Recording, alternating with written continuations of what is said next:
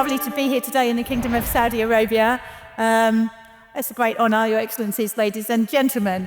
I'm very happy to be here, and I thought I would today tell you a story which comes out of the team that I and my work do at the University of Oxford with my team for vaccine development. This is a story which is, I hope, of particular interest to people in the Kingdom of Saudi Arabia, because actually the Kingdom of Saudi Arabia played a really crucial part in the development of this vaccine, and it's one that perhaps isn't generally understood. But the fact is that my colleague, Professor Sarah Gilbert at Oxford, has worked very closely with King Abdullah International Medical Research Centre here in Riyadh, working on a vaccine that we've developed against Middle Eastern respiratory syndrome. And that has formed the absolute fundamental work that led to the development of the Oxford AstraZeneca vaccine against COVID, which was utilised in the pandemic. So, as you know, making new medicines is difficult, and making new vaccines is particularly difficult. We generally rely on large pharma companies to make medicines for us and to make new medicines for us and to innovate in order to make new vaccines. But that poses a particular problem in the vaccine space, whereby the profit margins that are ever going to be delivered for vaccines that need to be delivered particularly to low or middle income countries are extremely limited. So we in Oxford consider there's a real important job for academic research scientists and clinicians to do in developing and trialling new vaccines and demonstrating that they can be effective, such that we can then give those innovations to pharma in order to make real impact in the world. And so I head the Clinical BioManufacturing Facility at the University of Oxford, and our mission is to start to develop cost-effective solutions for unmet global health needs. And one of the key pillars of that mission is to develop new vaccines and better vaccines. New vaccines against diseases that we don't currently have vaccines for, and better vaccines for diseases that we do. And I do that with a team of academic researchers within the university, but working with clinical trial experts, clinical delivery experts, the regulators both in the UK, in Europe, and across Africa for many of our African trials, and in close partnership with industry in order to be able to deliver this mission. So we're a small manufacturing facility, and we make vaccines that come out from innovations that exist within the University of Oxford, and we get them into the clinic to test for the first time if they are safe and effective in people. And I just take your mind back now to January 2020, which for some of us seems like a long time ago, but of course is still quite fresh in the clinician among us memory, because it really was the beginning of a very, very difficult year. And as you know, we had a new pandemic virus spreading, and by early January 2020, my colleagues at the University of Oxford who work on infectious diseases were very clear that this was likely to become a problem because we could demonstrate human-to-human transmission very early in China. And we, as vaccine developers, know what the solution to that problem is. The solution is to design, manufacture, trial, scale up and distribute a vaccine globally, and to do that as quickly as possible. The problem, of course, is that all available evidence said that such a solution would be impossible to deliver within the time frame that we needed it. But we have some expertise in Oxford at making vaccines, and I'll just touch briefly on this one. So I hope that some of you have heard about the new malaria vaccine, R21. So this is a project which has come out of Oxford over the last decade, and in fact was manufactured, the very first batch, in my team in 2016. And it's taken us 8 years, but we now are at WHO approval and deployment in Burkina Faso during this year of this new vaccine, which is going to be a hugely cost-effective and hopefully transformative solution for malaria, which still kills 600,000 people a year globally, and most of those are children under the age of 10. So being able to develop vaccines in academia and then transition them into global manufacturing has the capacity to make really big impacts in the world, even for diseases that we understand really well. Malaria has been very difficult to make vaccines against, and we will continue to drive innovation in that space in the coming years. But it's not just malaria that my team have been involved in. So this is the timeline of vaccines that we have manufactured and delivered into clinical trial over the last 15 years or so. And as I said, one of the key vaccines developed in Oxford is a vaccine called ChAdOx1 MERS, and that's a vaccine which has been trialled in the UK and here in Saudi Arabia against the Middle Eastern respiratory syndrome, which, as you know, is a coronavirus and a very closely related cousin to the SARS-CoV-2 virus, which caused the pandemic in 2020. So the fact that my team and Sarah Gilbert, who led on that project with colleagues here in Saudi Arabia, we had experience in making vaccines against coronavirus. So when we saw in 2020 a new coronavirus epidemic emerging from China, we knew exactly what we needed to do in order to be able to deliver that vaccine in that impossible timeline. And this decade or so of really, really cutting-edge vaccine development research happening in Oxford gave us the confidence to think maybe we would be brave enough to attempt to tackle this massive challenge which was facing the world. The problem with the malaria vaccine was it took 8 years, and the difficulty was you had to design that vaccine from scratch. And over the previous decade, we in Oxford had been building a platform that would simplify the process of manufacturing vaccines by removing most of the challenges around vaccine design. So our platform is called ChAdOx1, and it's a replication-incompetent adenovirus vector vaccine which can be easily engineered using modern molecular biology techniques to insert genetic information from any pathogen that then is synthesized within the recipient's body in order to make the antigen that then triggers the immune system vaccination response. So this is an extremely easy vaccine to generate against a new pathogen because we only need the genomic sequence of that pathogen in order to be able to make a vaccine against it.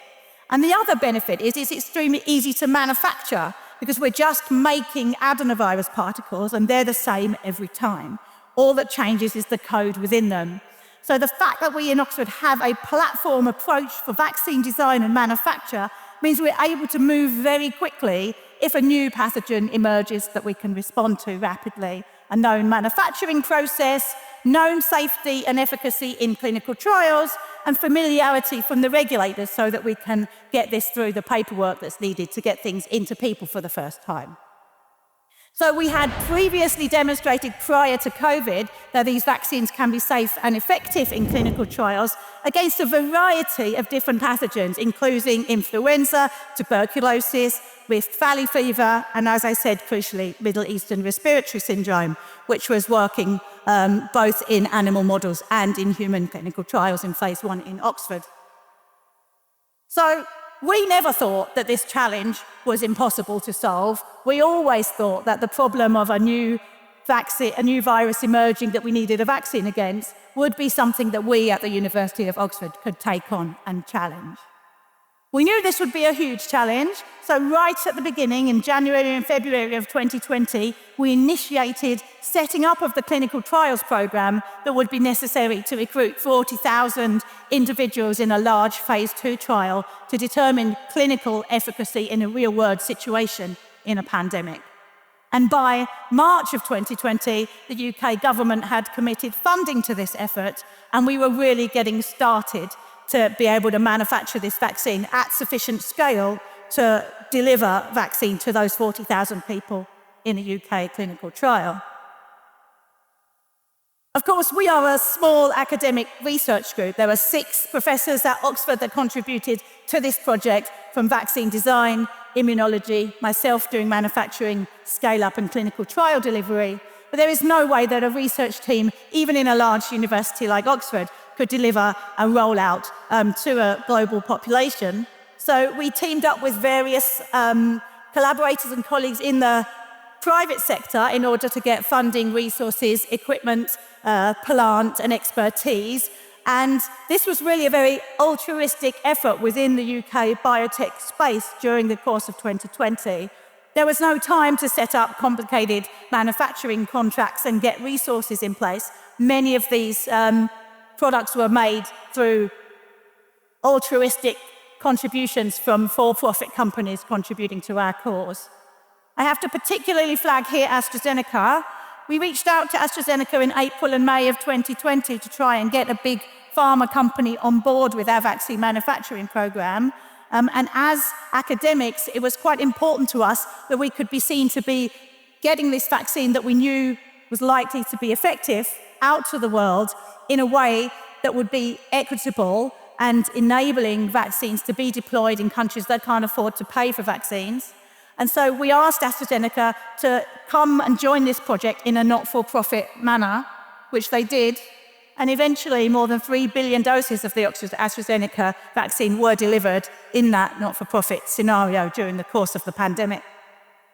So by April of 2020, my team had manufactured the first batch of the Oxford AstraZeneca vaccines. That's from the DNA sequence to a vaccine ready to go into the arm of a person and fully approved by our regulator within 65 days. And I make that a world record. I don't think it's ever been done that quickly before, and I certainly don't want to ever have to do it again. But it was, it was pretty much, by that time, expected that we would deliver on this impossible solution. And we started to have some of the complications that you will all be aware of that came around the delivery of a vaccine in record time for a previously unknown pathogen. So as well as being scientists, immunologists, and vaccine developers, we also had to become advocates for vaccination and to be able to counter some of the misinformation around vaccine delivery. So these are some of the headlines that were being circulated in the UK press at the time. I know, we were going to turn everybody into monkeys, apparently, because our vaccine was originally derived from a chimpanzee adenovirus. We learned a lot during this time, and it has become one of the important missions of myself and my team, that it's really important as scientists and clinicians that we do speak up, that we do try to counter the very complicated and sophisticated mechanisms by which people spread misinformation these days. It's really important that we try to counter some of these arguments with the facts that vaccines are probably the most effective, cost-effective public health care measure there is, if you take out sanitation, and are responsible for saving millions of lives worldwide, globally. And we must not forget that, and we must continue to fight our corner with evidence and truth and honesty and facts. I am going to put a plug up here. Sarah and I did write a book, if any of you are interested in the detailed story of the Oxford AstraZeneca vaccine. It's called Vaxxers, available from all good bookshops. So by May, we were getting on with it, and the vaccine trials were really running. And as you know, once trials are running, you have to let them run. So there was a pause. But I just wanted to take 2 minutes just to reflect on how we achieved that. Because what we had done, basically, was compress what was an 8-year time frame for malaria into less than 8 months during 2020. And this required us to innovate not only at the scientific level, to have new ways of making and designing vaccines, but also to innovate in the way that we funded research. The UK government stepped in with specific funds to support vaccine research in that emergency. We also had to get new tests in place to make sure that the quality of these vaccines is sufficient to go into people, new trial structures, new assessment structures. It took innovation across the regulatory space in order to be able to deliver this. And I think that we have in the UK taken some of those learnings and continue to apply them now, such that the regulatory and assessment criteria for clinical trials have leaned on the lessons and the streamlining that we did during COVID to make things better as we do trials now. I wasn't going to put much data in, but this was the very first data that made us sure that our vaccine was going to be effective. We got this data in November of 2020, and it clearly shows a strong, significant reduction in hospitalizations in people who had received our vaccine compared to people who had a placebo control. I also wanted to say that because we're an academic group, we publish in publicly available journals and data sets all of the data from our vaccine trials, and you can find those by Googling Chadox1 AstraZeneca or AZD1222, as it became called. We publish across the data that we generate and try to always get them in open access journals. So whether we're looking for phase 1, phase 2 trials, whether we're looking for immunology readouts, whether we're looking for phase 3 trials from a big US trial that was run by AstraZeneca in the US in 2021 to make our data available for analysis. Again, touching on that aspect that we really need to be truthful, transparent, honest, and to fight our corner when it comes to countering misinformation. So the timeline of the Oxford AstraZeneca vaccine, as I say, we had manufactured it by 23rd of April 2020, and it was certainly considered impossible, but that we would have that vaccine by the end of the year. And we just made it. Approval was granted in the UK for the use of the Oxford AstraZeneca vaccine on the 30th of December, and I understand it was granted here in Saudi Arabia for use in April of that year. Eventually, we delivered more than 3 billion doses globally, and I think that's transformative for the world. I'm very proud of the work that Oxford did, and I'm very proud of AstraZeneca for supporting that in a not-for-profit manner. I don't think AstraZeneca get enough credit for the huge financial contributions that they made to this project.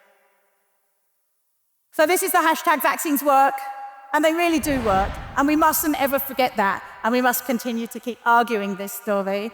The green line and the red line on this graph are green COVID incidents in the population, which we knew from population surveillance by PCR test, and red hospitalizations due to COVID.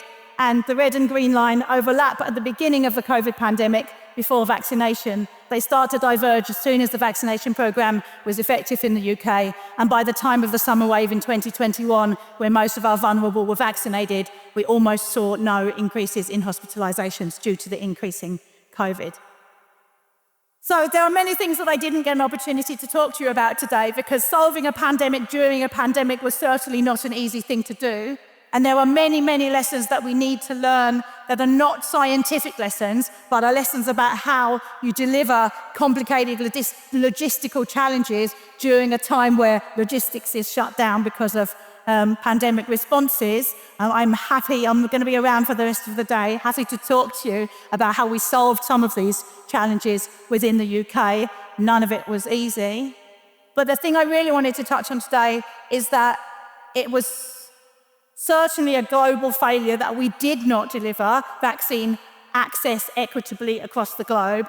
By the time we were giving people their third or fourth dose in Europe and in North America, there were parts of Africa where significant proportions of the population had not received even a first dose.